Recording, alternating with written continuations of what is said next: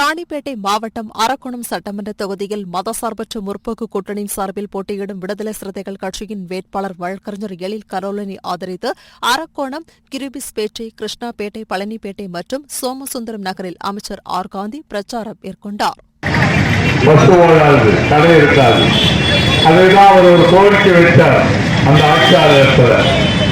மக்கள் ரொம்ப கஷ்டத்தில் இருக்கிறாங்க.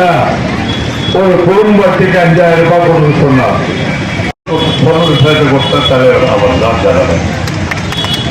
அதே மாதிரி மகளிர் உரிமை கொடுக்கிறார்.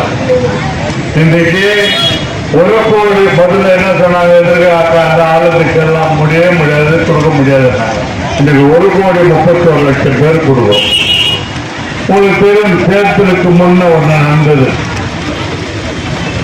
ஜனவரி மாசம் வரை கொடுத்தார்.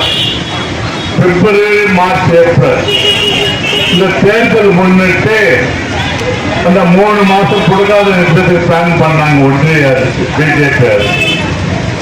அவருக்கு எப்படி தெரிஞ்சதோ தெரியாது, ராவோட ராவ் அந்த 3000 ரூபாய் சேர்த்து 2000 போட்டு அந்த அக்கௌண்ட் போய் சேர்ந்து உலகமே பாராட்டி. அது எவ்வளவு? 1000 ரூபாய் 3 மாதத்துக்கு 3000 பிளஸ் 2000 5000. இப்போ தேர்தலுக்கு வெளியிட்டிருக்கிறோம். உரிமை தொகை எவ்வளவு? அடுத்த மாசம் 2000. ஓஏபி இப்ப கொடுக்கறது 1600. அது அடுத்த மாசம் 2000. அதே மாற்றத்தினால இருந்தா 1500 இருந்து 2500. அதே நம்ம பிள்ளைங்களுக்கு.